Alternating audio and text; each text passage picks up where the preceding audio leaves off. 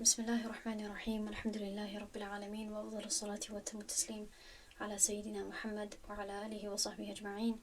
اللهم علمنا ما ينفعنا وانفعنا بما علمتنا وزدنا علما وزدنا عملا وإخلاصا، آمين يا رب. إن شاء الله امروز درسی 52 هست و در درس امروز کوشش میکنیم که این صحیفه رو به اتمام رسونیم و اینچنین این بابی نو را آغاز کنیم و حالا دو صحیفه دیگر هم گذاریم، یعنی این فصل قبلی رو تمام کنیم و این فصل نو رو آغاز کنیم ان شاء الله. خب دیروز تا اینجا من برای شما درس دادم، اکنون از اینجا ادامه میدیم. اما گفتگوی دیروزه درباره همین بود که هلال چگونه ثابت می شود یا چگونه ماه رمضان و این چنین ماه شوال ثابت می شود و برای دیدن هلال گواهی یا اینکه شهادت چند نفر کفایت می کند. و در آخر این مسئله آمده بود با من رأى هلال رمضان او الفطر وحده، کسی که خودش تنها هلال ماه رمضان را یا اینکه فطر را ببیند و اگر قاضی قول او را رد کند، پس برای او تنها برای او از جهت شریعت چی لازم می شود؟ این را گذاشتیم که برایش روزه گرفتن لازم می شود، چون که او خودش یعنی به چشمان خودش دید، ماهتاب را دید، پس از جهت شریعت برای او خودش لازم می شود که روزه بگیرد و برایش فطر کردن یعنی روزه را خوردن جایز نیست و غیره. و این چنین ولا يجوز له الفطر بتيقنه هلال شوال و برای او جایز نیست یعنی تنها تکیه کردن به مشاهده کردن خود هلال شوال یعنی ماه شوال را اگر خودش ببیند، تنها خودش ببیند، برایش جایز نیست که تنها عید کند. برای ماه شوال یا اینکه برای اثبات کردن فطر قانون ها و حکم سخت‌تر هست، چون که این قانون دایر به برآمدن از روزگیری هست و برآمدن از روزگیری قانونهایش سخت‌تر هست و احتیاط برایش بیشتر هست از اون که یعنی کسی رمضان رو یک روز پیش آغاز کند یا برای آغاز کردن رمضان، یعنی اگر کسی سراسیمگی کند یا اینکه کسی ماه رو ببیند ولی دیگران ندیده باشند، در این حکمی آغاز کردن روزه سبکتر هست حکمش و سختتر و شدت نیست. برای اون که از جهت آغاز کردن رمضان اگر یعنی مردم داخل می باشند یا اینکه مردمی که بر وقتتر آغاز میکنند یا اینکه ماه را میبینند و بر وقتتر آغاز میکنند روزگیری را، اما از جهت کم کردن یا تقصیر یکان خیلی تقصیر نمیکنند. شاید که بر وقتتر آغاز کنند اما تقصیر نمیکنند. اما در آغاز کردن عید در اینجا احتمالی هست که کسی میتواند پیش از آن که اصلا ماه رمضان به انتها رسد روزه خود را فطر کنند. برای همین در این حکم یکم یعنی در حکم در آمدن رمضان از جهت شریعت شدت نیست، یعنی سبکتر هست حکمش، ولی برای داخل شدن فطر حکم سختتر هست، یعنی احتیاط بیشتر تشویق کرده می شود. و این فرقیت و این فرقی که من بین این دو مسئله برای شما فهمانده ایستادم، این در این صحیفه بعدی هم در یک یا بیشتر جایهایش می آید. میگوید و اذا كان بالسماء علة من غیم او غبار و نحوه، اگر در آسمان علت باشد، علت یعنی مانعی باشد، مثل ابرناک باشد یا غبار باشد یا اینکه مانند اون، قبل خبر واحد عدل، در این حالت برای ثابت شدن ماه رمضان خبری یعنی شهادت گواهی یک شخص عادل قبول می شود، قبول کرده می شود، صیغه مجهول قبله، او مستور فی صحیح، و حتی شخصی مستور یعنی یگان نفری باشد یا شخصی باشد که حالت او نامعلوم باشد از نگاه عدالتش. بعضی مردمان هستند یا بعضی نفرها می باشند که در جامعه معلوم هست و برای دیگران معلوم هست و روشن هست که این نفر شخصی عادل هست، شخصی صادق هست، راستگو هست، شخصی هست که بر او ما باوری کردن می توانیم. بعضی دیگر نفرها هست که ما می دانیم که آنها دروغگوی هستند یا اینکه مثلا مردمی هستند یا نفرهایی هستند که راستگو نیستند، صادق نیستند و احتیاط نمیکنند در گواهی دادن یا در شهادت دادن یا اینکه در علم دین و غیره. اما بعضی نفرهایی می باشند که در مابین هستند یا اینکه در مابین حتی نه بلکه حالت آنها نامعلوم هست، حالت آنها پوشیده هست در جامعه. اونقدر معلوم نیست که اینها یا این نفر شخصی صادق و راستگوی هست یا اینکه شخصی نادرست هست. حتی اینجا مؤلف میگوید که حتی شخصی نامعلوم، یعنی حداقل اگر به ما روشن نشده باشد که شخصی دروغگوی و نادرست هست، اگر حالتش پوشیده باشد، حالتی یعنی صدقش یا عدالتش پوشیده هم باشد، شهادتش قبول کرده می شود در روزی ابرناک یا در روزی که آسمان مانعی داشته باشد. خب یعنی شرط نیست که انسانی عادل باشد. عادل باشد بهترین، اما مستور باشد یعنی حالتش نامعلوم باشد، این هم کفایه میکند، این هم می شود. تا وقتی که انسانی ناعادل نباشد یا غیر عادل نباشد. ولو شهد على شهادت واحد مثله، حتی اگر گواهی بدهد بر گواهی یگان نفری به مانند او. خب یعنی خودش ندیده باشد اما گواهی میدهد برای کسی که دیده باشد به مانند او، یعنی به مانند او از جهت عدالتش، یا عادل باشد یا مستور باشد. ولو كان انثى رقيقا او محدودا في قذف تابه. و داخل میگوید لرمضان، یعنی این را اگر در اول می آورد مؤلف برای شما شاید روشن‌تر میشد، اما باقی ندارد. لرمضان در اینجا وقتی که می آورد معلوم می شود که تمام این مسئله درباره آغاز کردن ماه رمضان هست. پس چی میگوید؟ ولو که یعنی که اگرچه اون شخص انثى باشد، یعنی که زن باشد، او رقیقا یا غلام باشد، او محدودا فی قذف تاب، چی معنا؟ یا کسی باشد که محدود شده باشد، یعنی که حد بر او قائم کرده شده باشد، حد خورده باشد. چگونه حد؟ حدی شراب، حدی زنا؟ نه، بلکه حدی تهمتی قذف، یعنی که حدی تهمتی زنا کردن. یعنی که او شخصی هست که بر یگان نفری پاک دامن تهمت بسته است، تهمتی زنا کردن، یا اینکه شهادتی دروغ داده است نسبتی همان نفری،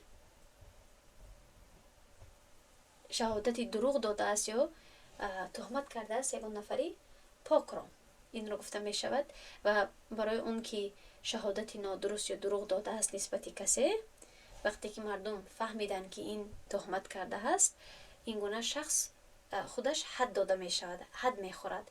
خب از جهتی از طرف شریعت، یعنی لاش زده می شود از سببی که یک نفری پاک دامن را چی کرده است؟ تهمت کرده است، تهمتی زنا برایش بسته است. خب حتی اگر شخصی تهمت خورده هم باشد که توبه کرده باشد، یعنی شخصی هست حتی اگر شخصی باشد که قبلا در زندگیش برای کسی یا نسبتی کسی تهمت کرده باشد و مردم فهمیدند و او را حد زدند و بعد از حد خوردن هم این انسان هم حد گرفت، هم حد خورد و هم توبه کرد. یعنی این یک گناه هست که از پیشش سرزد شد، ولی یعنی از جهت شریعت همان نتیجه کارش رو گرفت، حد داده شد و این چنین توبه کرد.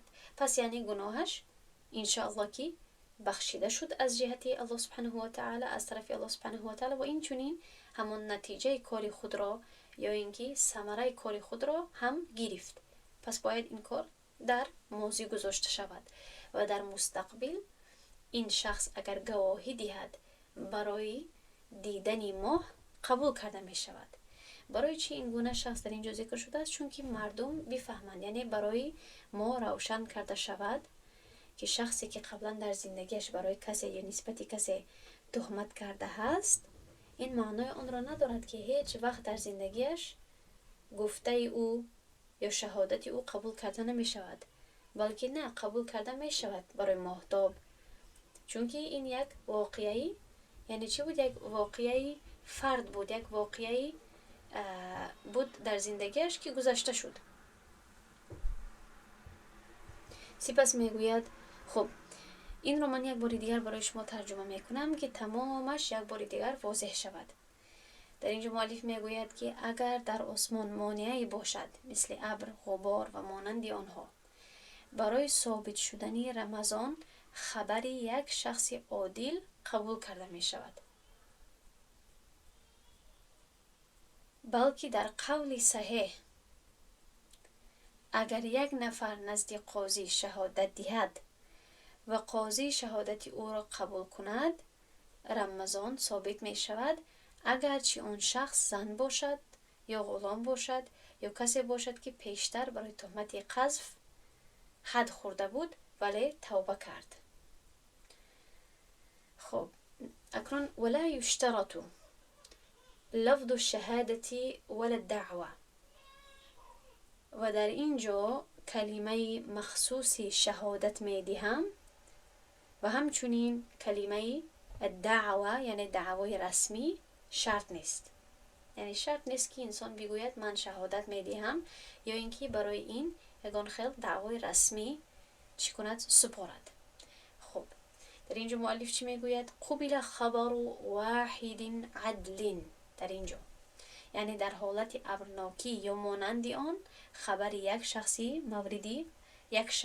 موردی قبول کافی است. سپس میگوید ولو شهید علی شهادت واحد مثله، مراد این است که حتی اگر تمام اثبات بر یک شهادت برگردد قبول کرده می شود وقتی که شرایط قبول موجود باشد. ولو کان انثى او رقیقا، یعنی اگر در این مسئله مرد، یعنی در این مسئله مرد بودن یا اینکه آزاد بودن شرط نیست. هم شخصی آزاد، هم شخصی رقیق، هم زن و مرد می توانند که مهر را شهادت کنند. و سپس او محدودا فی قذف تاب میگوید یعنی حتی کسی که پیشتر برای تهمت زنا یعنی تهمت بستن زنا حد خورده باشد، اگر توبه صحیح کرده باشد شهادتش در این مسئله قبول می شود. سبب این تسهیل آن است که اثبات رمضان به عبادت و احتیاط در دین وابسته است. بنابراین فقها در آن آسانی دادند، مخصوصا وقتی آسمان صاف نباشد و دیدن هلال دشوار گردد. اکنون میگذاریم به قسمت بعدی. شرط لهلال الفطر اذا كان بالسماع علة لفظ الشهادة من حرين او حر وحرتين بلا دعوة. میگوید که برای هلال عید فطر، خب الفطر یعنی عید فطر، اگر آسمان ابرناک باشد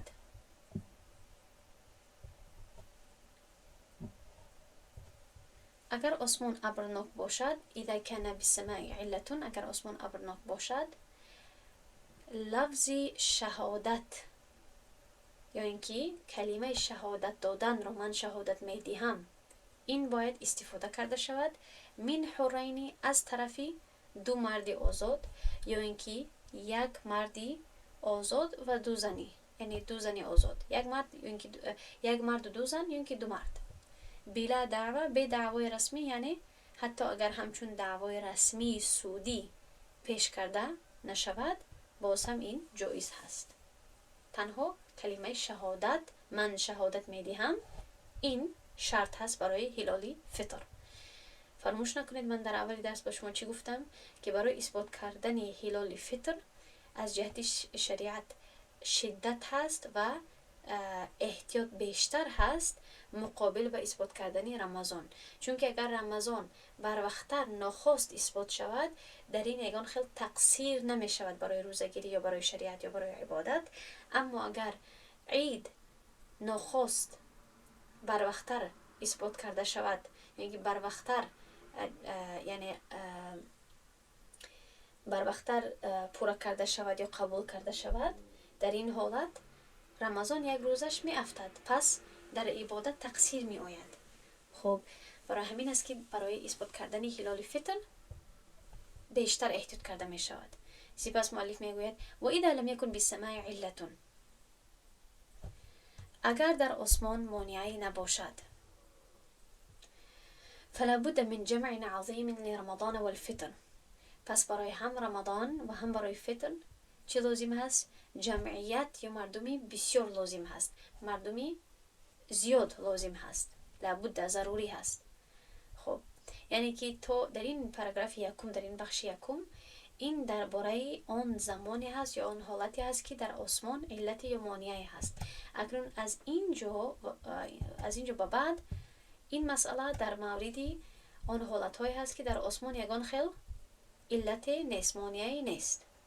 پس اگر مانعی نباشد، هم برای ماه رمضان و هم برای اثباتی اولی رمضان و هم برای اثباتی اولی فطر مردمی زیاد لازم هست. و این مقدار چقدر هست؟ میگوید مؤلف: مقدار الجمع العظیم مفوض لرأی الامام فی الاصح.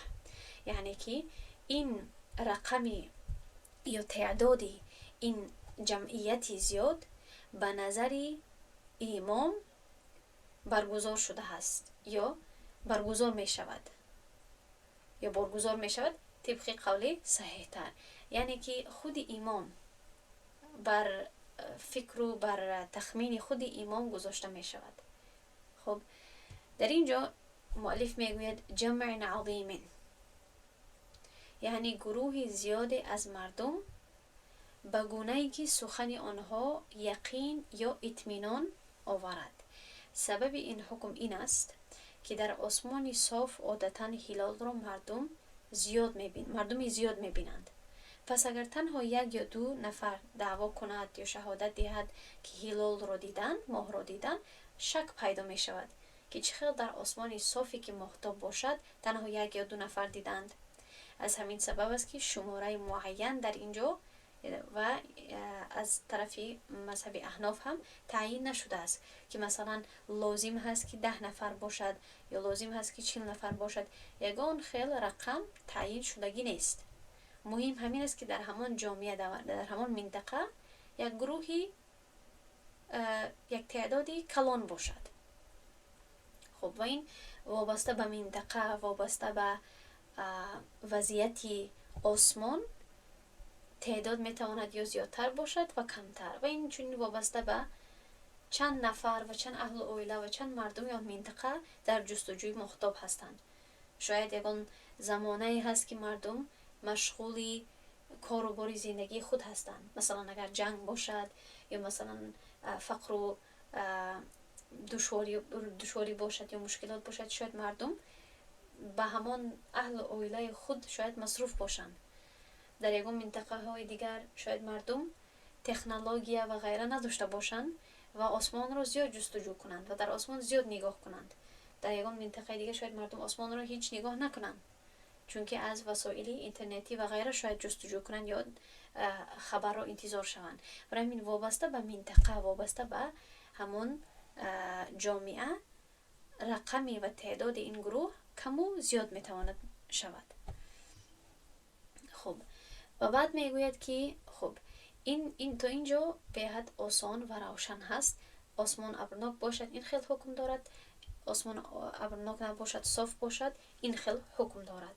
اکنون میگذاریم به این قسمتی بعدی: و اذا تم العدد بشهادة فرد ولم يراه هلال الفطر والسماء مصحية لا يحل الفطر. خب در اینجا مسئله کمک پیچیده می شود، اما آسان هست اگر متوجه شوید. اگر شماره 30، اینجا میگوید اگر شماره، یعنی شماره 30 روز پوره شود با شهادت یک نفر، اگر شماره 30 روزی رمضان با شهادت یک نفر پوره کرده شود، ولم یرا هلال الفطر، ولی هلال شوال، هلال فطر یعنی هلال ماه شوال دیده نشود، و السماء مصحیة و آسمان صاف باشد، لا یحل الفطر، افطار کردن یعنی جشن گرفتن عید و تصور کردن آغاز ماه شوال درست نیست، جایز نمی شود، لا یحل. خب واختلف، من این رو میفهمونم، واختلف الترجیح فيما اذا كان بشهادت عدلین. اما در مسئله که شهادت دو شخصی عادل باشد، یعنی در همین مسئله که دو شخصی عادل وجود داشته باشد، در ترجیح دادن یعنی اختلاف، ببخشید در ترجیح دادن یکی از این دو قول از جهت مذهب اختلاف شده است. خب ولا خلاف في الحل اذا كان بالسماء علة. اما اگر آسمان ابرناک بود در وقت شهادت دادن، در این حالت ولا خلاف یعنی اختلافی نیست. اگر در آسمان علتون یعنی مانعی بود. ولا ثبت رمضان بشهادة الفرد ولو ثبت رمضان بشهادة الفرد، اگر چی رمضان یعنی آغاز رمضان با شهادت دادن یک نفر هم ثابت شده باشد یا ثابت کرده شده بود.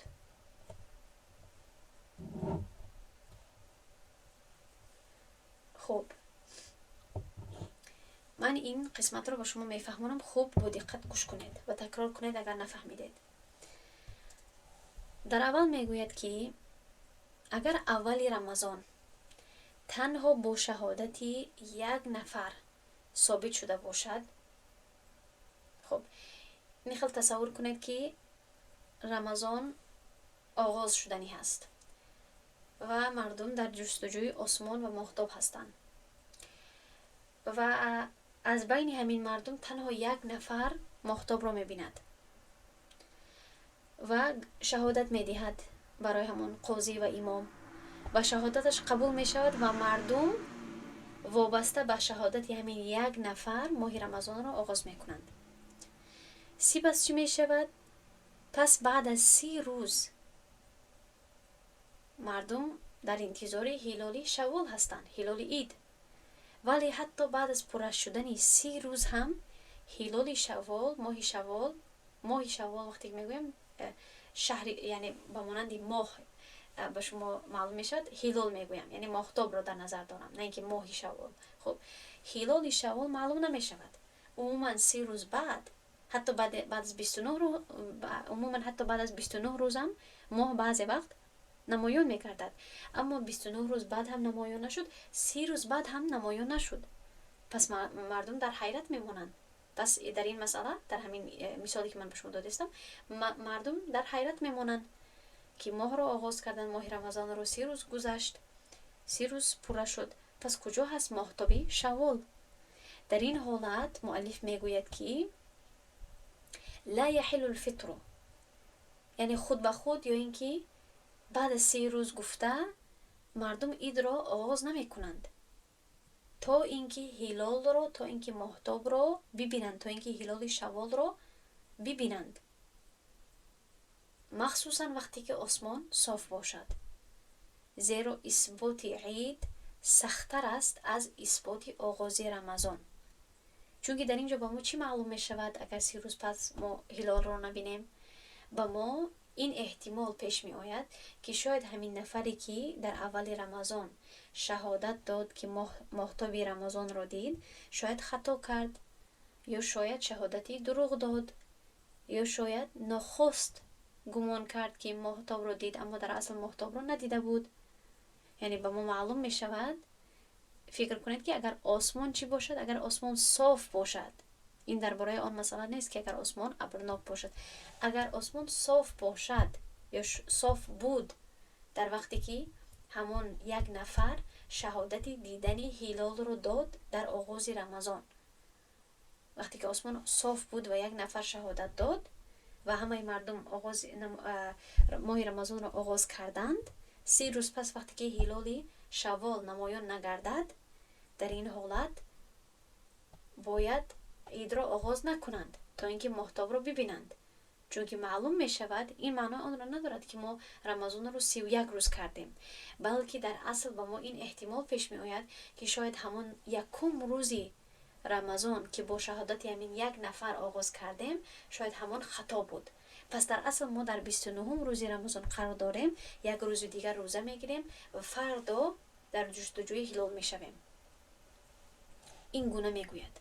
دوباره اگر من این جمله را بخوانم شاید به شما روشن‌تر معلوم شود.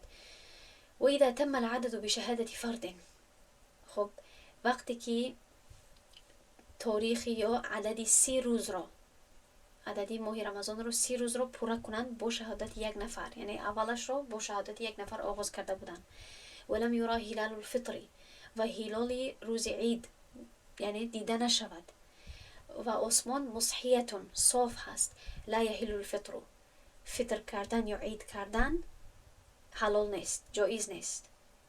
خب من این را برای شما فهموندم. واختلف الترجیح فيما اذا كان بشهادة عدلین. اگر علما میگویند که همین مسئله که من به شما فهموندم اگر در این مسئله دو نفر می بود چی، دو شخص گواهی میدادند در اولی ماه که ماهتاب را دیدند و 3 روز میگذرد و ماهتابی یا هلالی شوال را نبینند، در این حالت چی؟ علما دو قول دارند.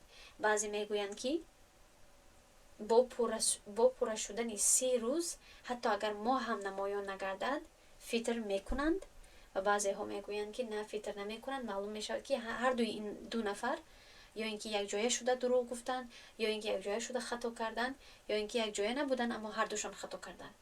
پس میگوید که اختلاف هست در ترجیح هر دوی این یکی از این دو قول. کدام این دو نتیجه یا اینکه کدام این دو یعنی قول درستتر هست، اختلاف هست بین علما در بالا گذاشتن یکی از این دو قول، در ترجیح دادن. من ترجیح را برای شما فهمانده هستم چندین بار که قبول کردن یا بالا گذاشتنی، انتخاب کردن یکی از اقوال علما. ولا خلاف، اما میگوید اختلاف نیست فی الحلی، یعنی در حلال بودن فطر کردن وقتی که در آسمان علتی باشد، یعنی مانعی باشد. یعنی اگر همین مسئله، همین تمام صحنه‌ای که من به شما فهموندم اگر در حالتی می بود که در آسمان در اول رمضان در آسمان علتی یا مانعی می بود، یک نفر شهادت میداد یا 2 نفر شهادت میداد و 3 روز بعد هلالی شوال رو نبینند، باز هم اجازت دارند که فطر کنند، برای که در آسمان چی هست؟ در آسمان مانعی هست. خب حتی اگر رمضان رو با شهادت 1 نفر هم آغاز کرده بودند. این است این مسئله. کمترک پیچیده هست اما یعنی فهمیدنش بالاخره آسان هست اگر تمرکز کنید. اکنون میگذاریم، میگوید و هلال الاضحی، این یک مسئله کمترک نوترک هست یا دیگر هست. میگوید و هلال الاضحی یعنی ماهتابی یا اثبات کردن ماهتاب یا هلالی ایدی اضحی، ایدی قربان کل فطری به مانند فطر هست. تمام مسئله هایی که خواندیم یک خیل تطبیق کرده می شود. اما یشترط لبقیة الأهلة شهادة رجلين عدلين حرين أو حر وحرتين غير محدودين في قذف. اما برای ثابت شدنی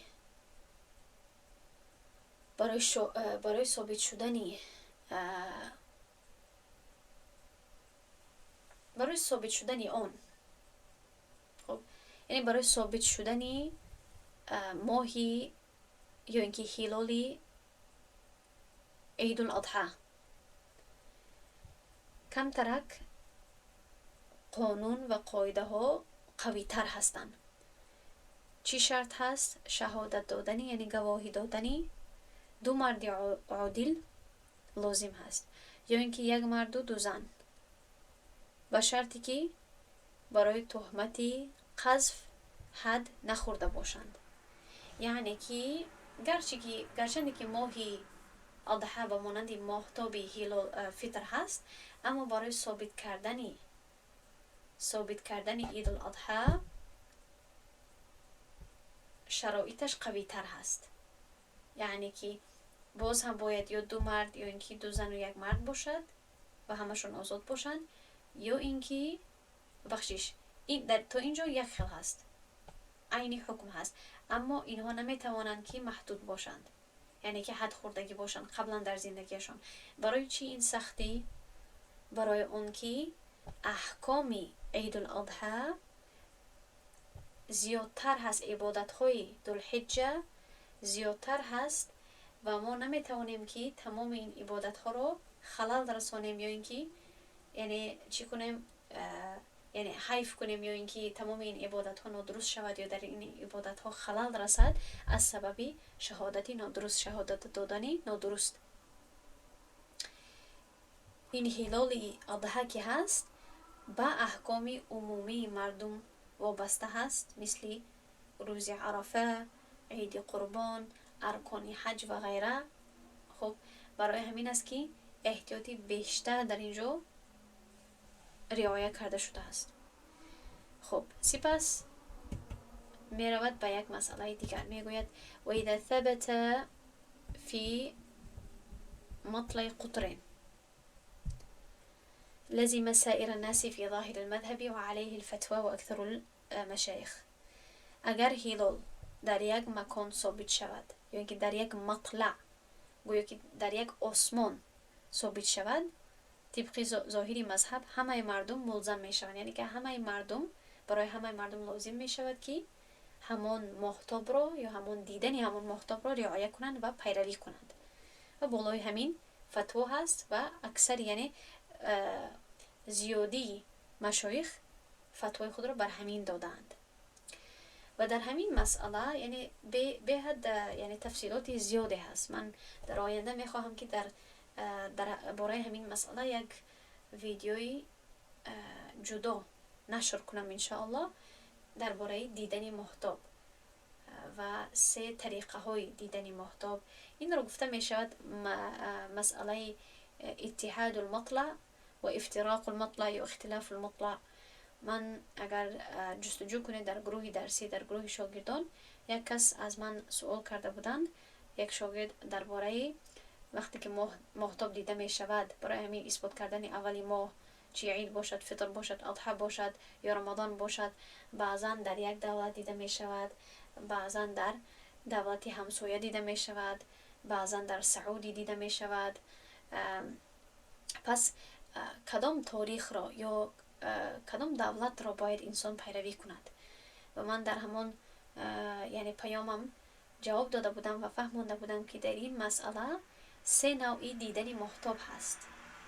یکی است دیدن ماهتاب در دولت خود، یکی را گفته می شود دیدن ماهتاب وقتی که ماهتاب دیده می شود در یگان دولتی که به دولتی همون نفر نزدیکترین هست یا همسایه هست، چون که آسمانی هر دوی دولت ها گویا یک آسمان هست یا اینکه نزدیک هست.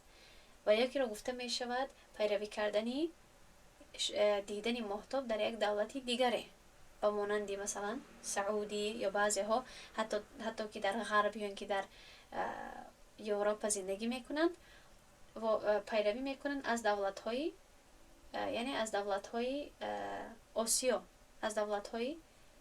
از همون دولتی که هستن اصلا که چی تاجیکستان باشد چی افغانستان باشد مثلا، همون دولتی اصلی خود را پیروی میکنند. 3 نوع هست و این 3 نوع وابسته به همین هست که آیا فتوای اتحاد المطلع را پیروی میکند شخص یا افتراق المطلع.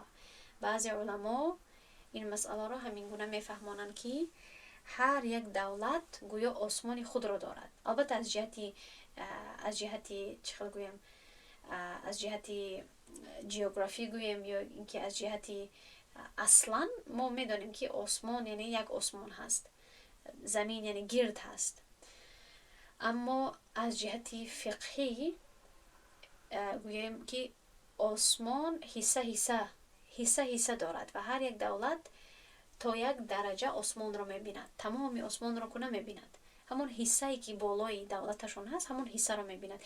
پس بعضی علما در این مسئله این گونه نظر و فکر دارند که هر یک دولت آسمان خود را دارد یا حصه آسمان خود را دارد، پس باید در آغازی هر یک ماه باید ماهتاب را جستجو کند در همان آسمان خودشان، در حصه آسمانی که برابری دولت خودشان هست.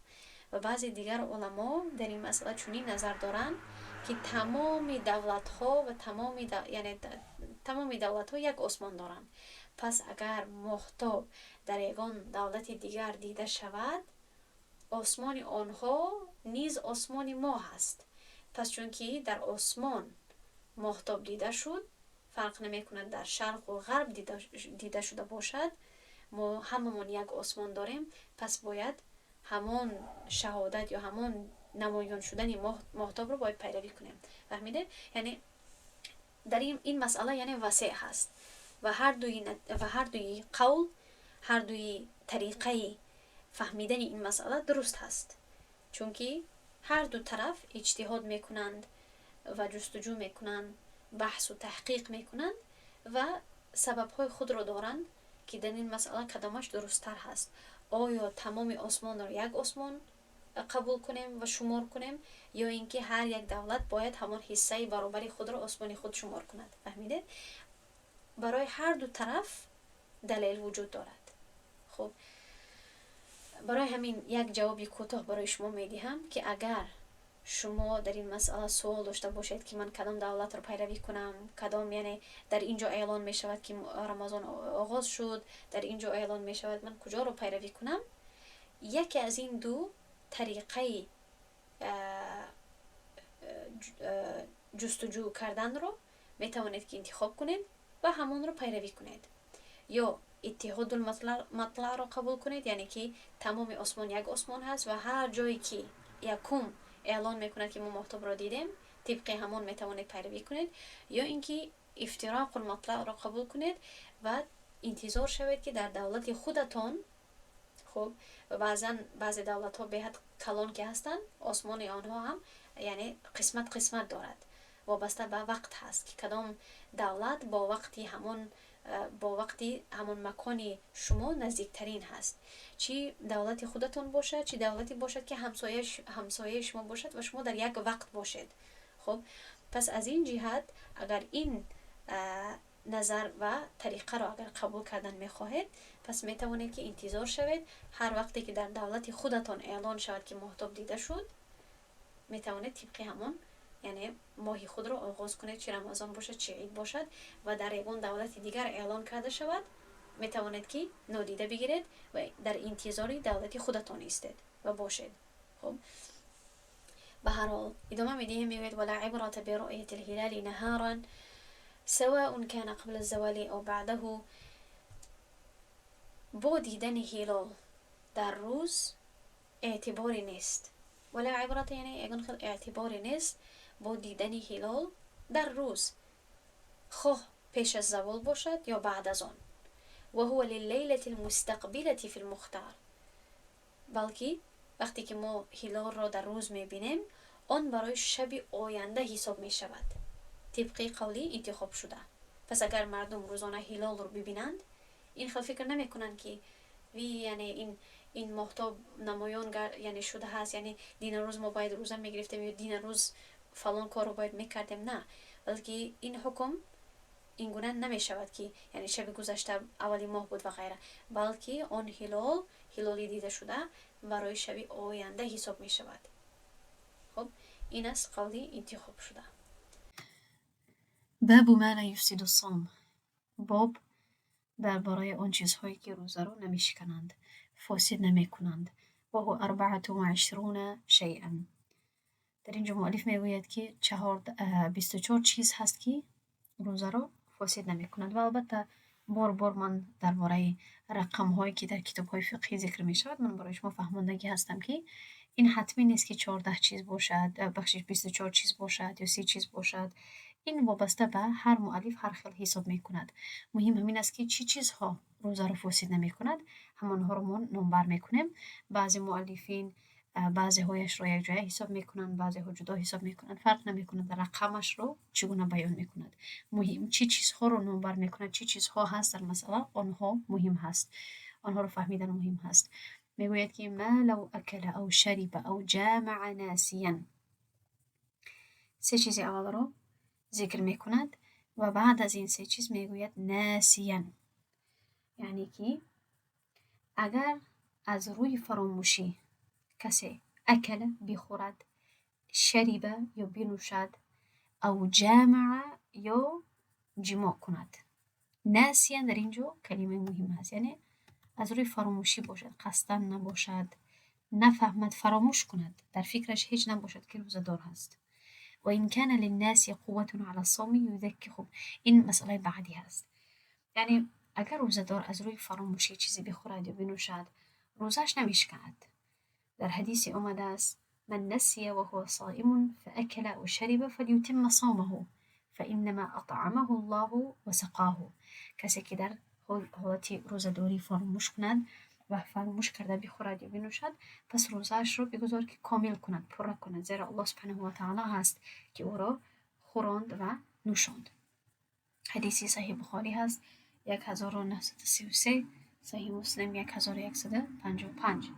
مؤلف حتی جماع را در حالت فراموشی ذکر کرد، زیرا نزد احناف فراموشی عذری کامل حساب می شود. اگر شخصی که فراموش کرده هست خب این مسئله بعدی هست که و این کان للناس قوة على الصوم.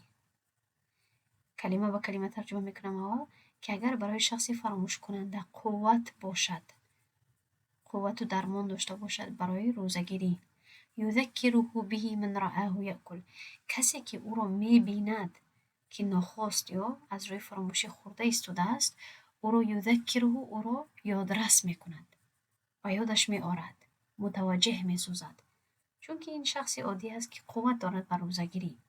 و کره عدم تذکیره، و او را یادرس نکردن یا او را یعنی آگاه نساختن مکروه است. و این لم یکن له قوة، اما اگر شخصی ناسی یعنی شخصی فراموش کننده، اگر عموما شخصی ضعیف و ناتوان باشد، به زور روزه گرفته باشد، فالاولی عدم تذکیره، بعضی فقها میگویند که بهتر است که او را یادرس نکرده شود، چون که از نگاه شریعت کسی ملزم نیست، یعنی برای کسی فرض و واجب نیست که کسی دیگر رو تنبیه کند یا آگاه سازد که هی تو روزدار هستی نخور.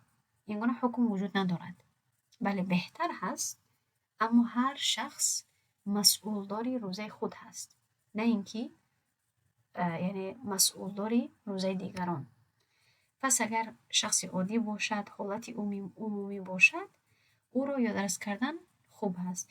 اما در بعضی حالت ها بعضی مردم هست که به زور روزه میگیرند یا ساعت ها خیلی دور و دراز اگر باشد و کسی ناخواست از روی فراموش خاطری یک خورد دو خورد آب بخورد و شخصی نزد او را ببیند و بداند که این شخص به زور روزه گرفته ایستاده است، شخصی ناتوان هست، او را به یادش نزند و به یادش نآرد، باکی ندارد.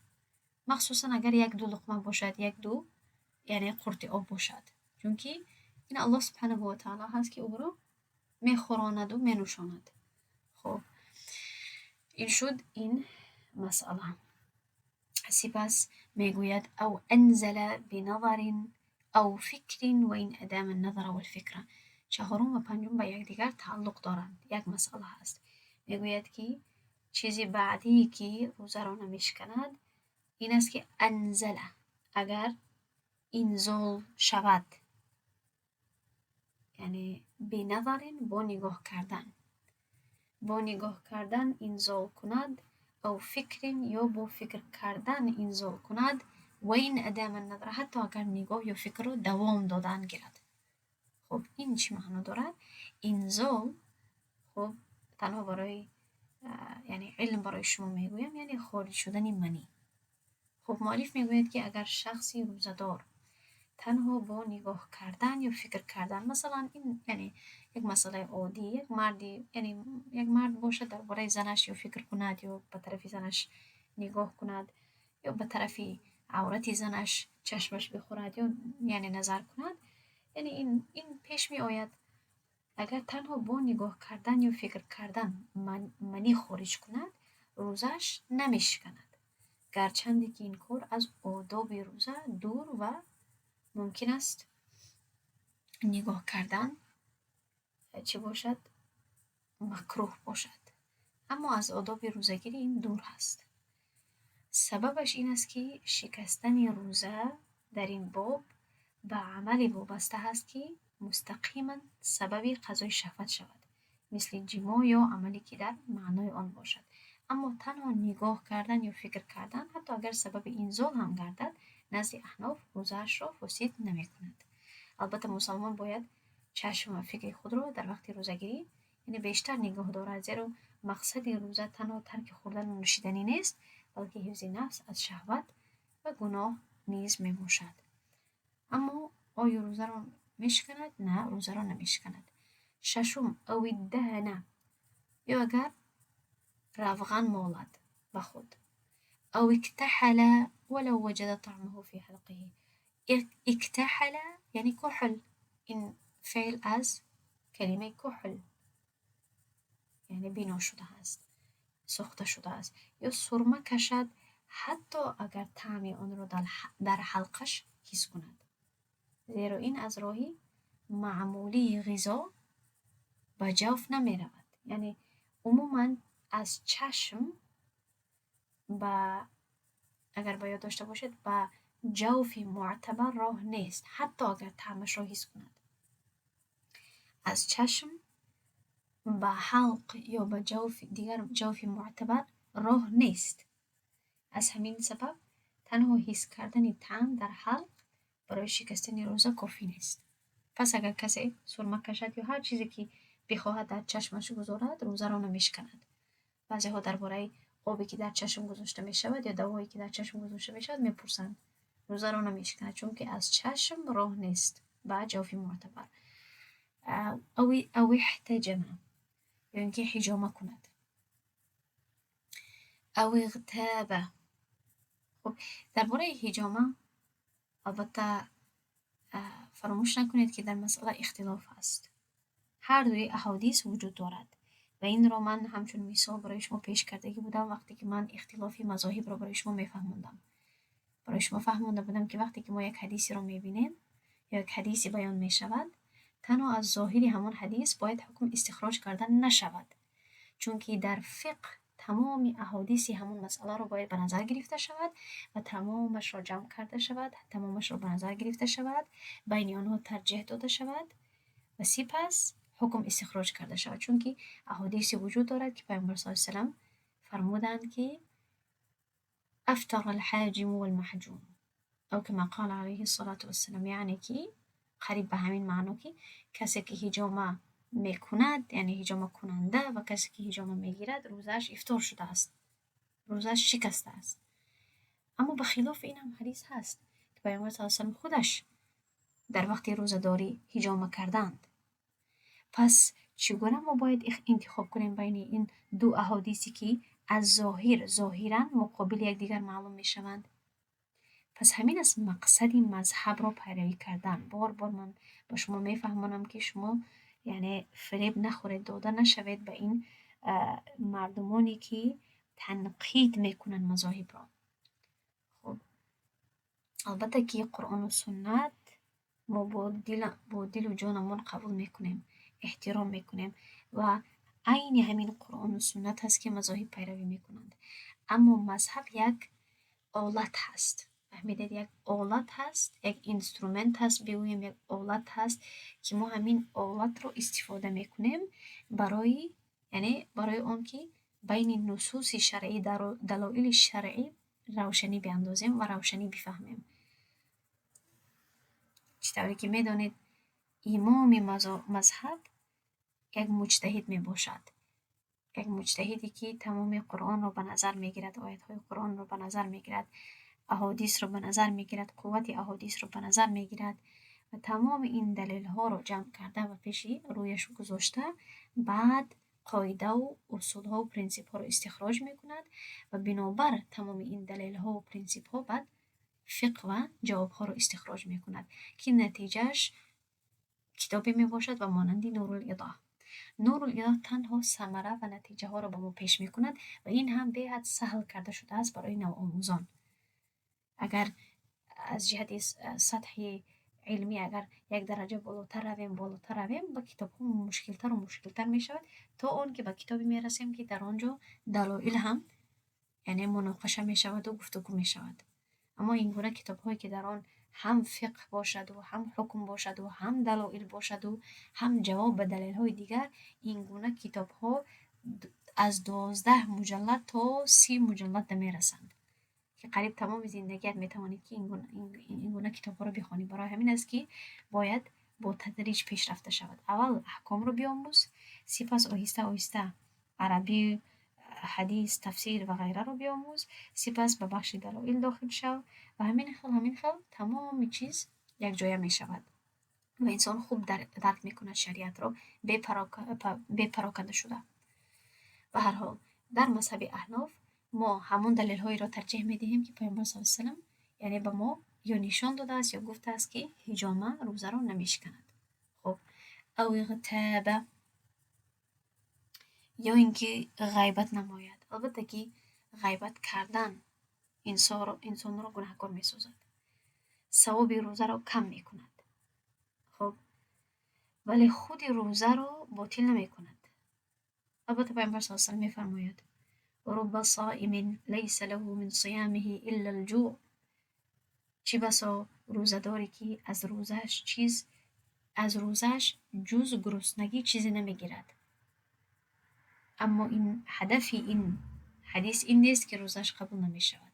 هدفش این است که روزش یا اینکه تنها همان گویم که فرضیت را عظیمش پورا می کند اما یگان خاص ثواب برایش نمی آورد اگر در وقت روزگیریش غیبت کند. سپس میگوید او نوى الفطر ولم یفطر. اگر نیتی افطار کردن را کند اما واقعا افطار نکند، چیزی نخورد. نزد احناف تنها نیت شکستن روزه به انجام عملی که روزه را میشکند روزه را فاسد نمی کند.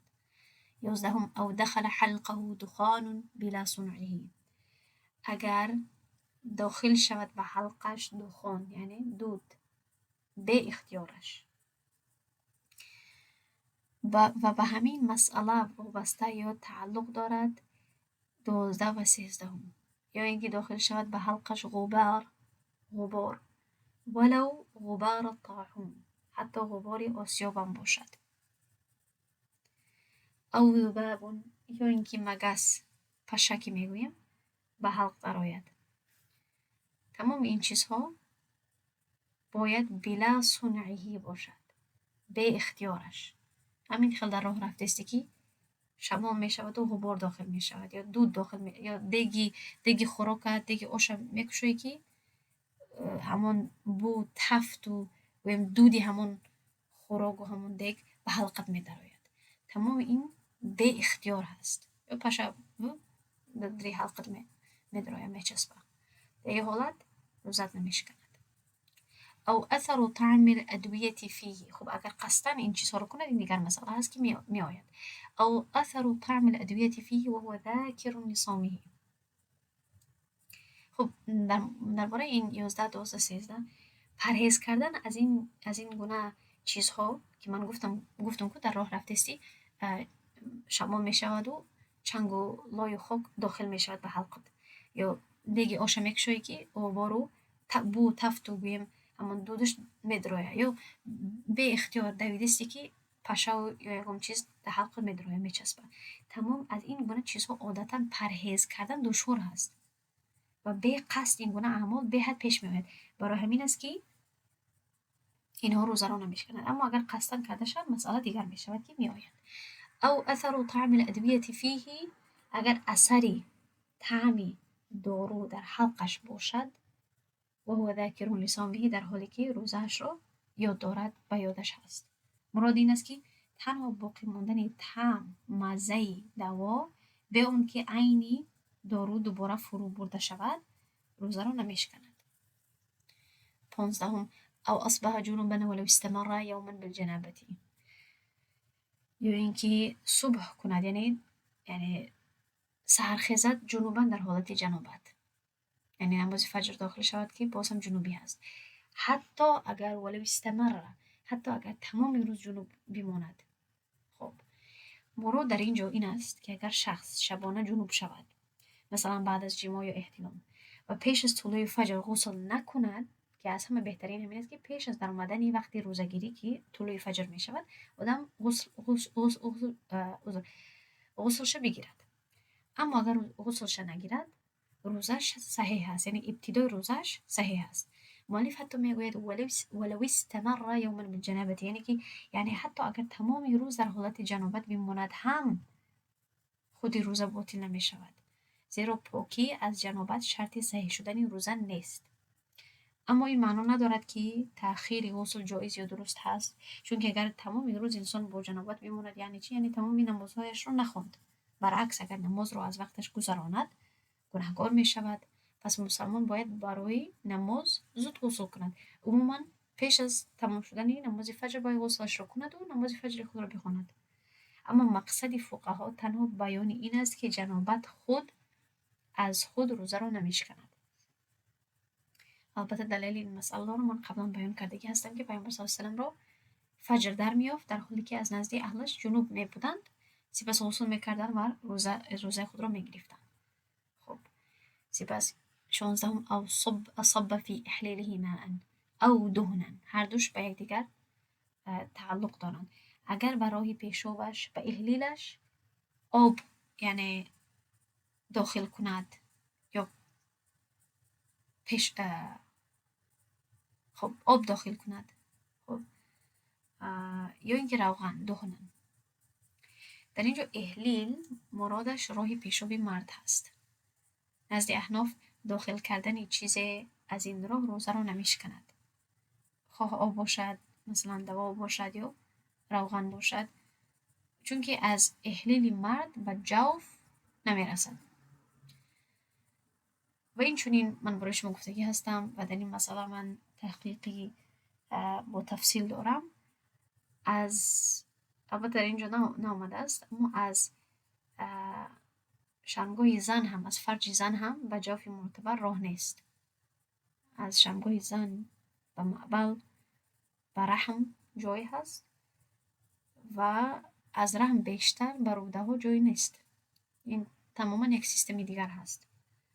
گرچندی که من به شما فهموندگی هستم که علمان اولین احناف تحت همین گمان بودند که از معبل زن به روده ها یا به جوف راه هست، اما با معلوماتی نو، با معلومات طبی نو بعدا فهمیدم که یعنی طبیبان میگویند که راه نیست، پس فتوا دیگر شد. خب 18 میگوید او خاض نهرا فدخل الماء اذنه، یا اینکه در آب، در نهر، در دریای درآید و آب به گوشش داخل شود. زیرا گوش نزد احناف راه مستقیم به جوف حساب نمی شود.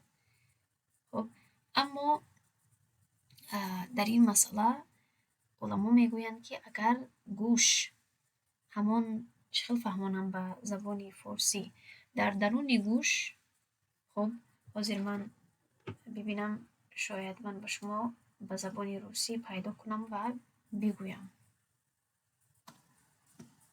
خب برای معلوم شد، یعنی پرده گوش اگر پاره شده باشد، علما میگویند که اگر سوراخی داشته باشد در پرده گوشش، در این حالت روزش میشکنه، چون که بعد از گوش راه هست به حلق میگویند. با روسی این رو میگویند перфорация барабанной перепонки یا разрив барабанной перепонки. خب همون معنی یک معنی دارد، سوراخی در پرده گوش. اما اگر گوش سالم باشد، هر چیزی که داخل گوش کند روزه را نمیشکند. خب ادامه میدهیم، میگوید او حک اذنه بعود فخرج عليه درن ثم ادخله مرارا الى اذنه.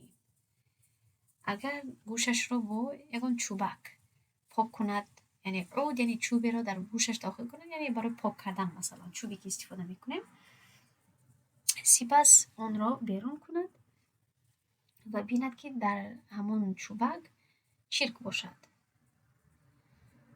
و همان را چندین بار به گوشش برگرداند. باکی ندارد، روزه را نمیشکند. 20 او دخل انفه مخاط فاستنشقه عمدا وابتلعه. اگر لعاب بینی را یا بلغم را به بینی یا حلقش براید، خب و آن را قصداً فرو برد. او دخل انفه مخاط فاستنشقه عمدا، یعنی بیرون کند قصداً و دوباره آن را فرو برد. و ینبغی القاء النخامة حتى لا يفسد صومه على قول الامام الشافعی. خب من این رو میفهمونم، یعنی در اینجا برای چی این روزه رو نمیشکند؟ برای اون که اصل این چیزها داخلی بدن هست، چیزهای داخلی هست دوباره داخل برده شد. اما مؤلف در اینجا اشاره میکند که نزد امام شافعی بهتر است که بلغم را خارج کرده شود تا اینکه از اختلاف بیرون شود. ینبغی ضروری است القاء النخامة، بلغم را بیرون کردن تا اینکه روزه‌اش رو نشکند نزد یا طبق قول امام شافعی. پس از برای اون که ما در اختلاف نافتیم و از این اختلاف هم بیرون شویم، طبق این قول امام شافعی هم روزه ما نشکند، بهتر است که اگر یگان خیلی بلغم یا آبی بینی اگر کشیم، یعنی کمک فرو هم بیاید، اگر بیرون کردنش ممکن باشد بیرون بیاریم دوباره فرو نبریم. اما البته اگر این مسئله در همون معنایش همین است که اگر کمک بالا آید یا اینکه از بینی پایان رود به حلقمون و ما برآورده نتوانیم، مخصوصا وقتی که بیمار می باشیم، بلغم و غیره زیاد می باشد در همون مکان، اگر بیرون کردن نتوانیم فرو رود، باکی نداره، روزه را نمیشکند، چون که این چیزهای درونی هست، در همون درون جنبیده است. 21 أو ضرعه القيء وعاد بغير صنعه ولو ملأ فاه في الصحيح. اگر قیء بر او غالب شود و خود از خود برگردد، بغیر صنعه یعنی که با حرکت خودش، با کردن خودش نباشد. ولو ملأ فاه، اگر دهانش هم پر باشد طبقی، و حتی اگر دهانش رو پر هم کند طبقی قول صحیح. یعنی چی؟ ببینید در تا جایی که مسئله قیء کردن می باشد، عموما این به 4 قسمت تقسیم می شود. یعنی که 2 قسمت و هر 2 نوعش 2 قسم دارد.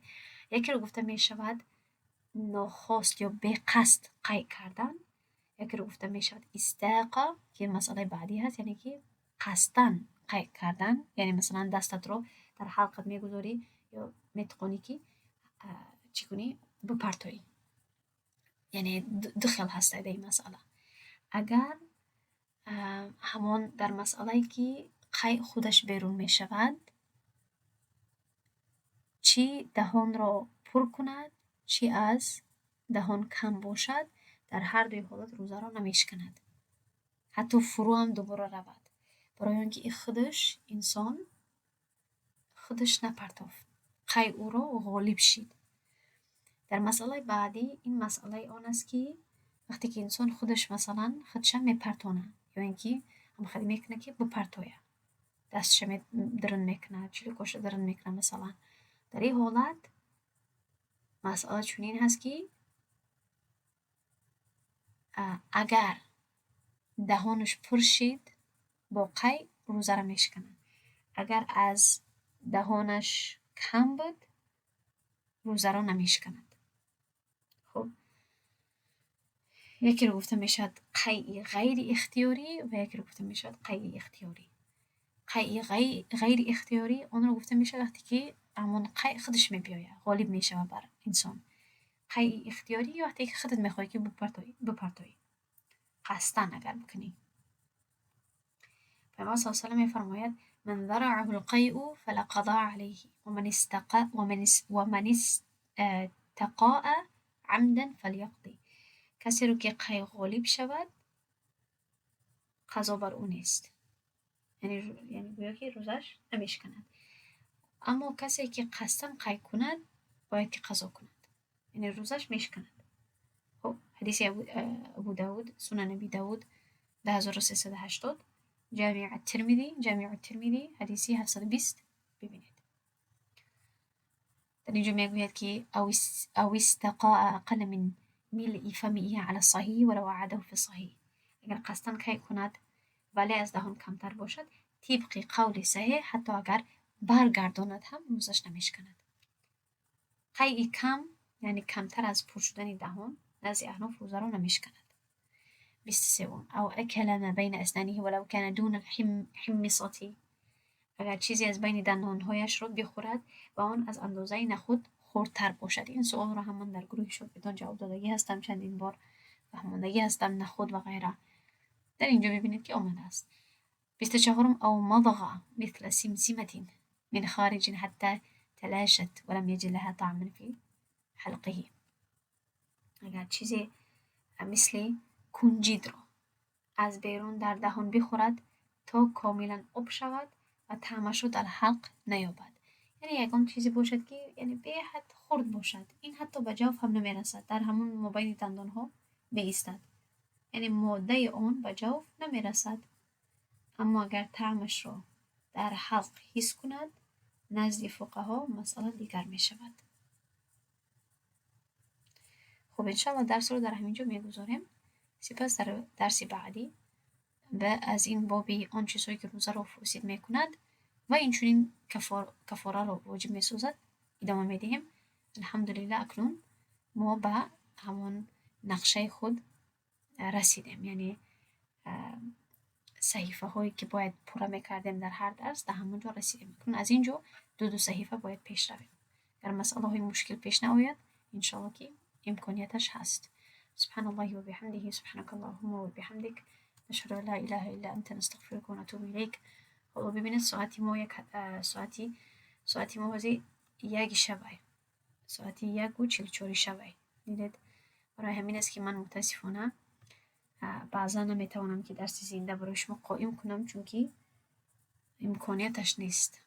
دخترکم وقتی دندان کشیدنش هست، از این سبب اونقدر برای 1 ساعت 1.5 ساعت طاقت نمی کند. این خیلی من مجبور می شوم که برای شما درس رو نیمه شب ثبت کنم.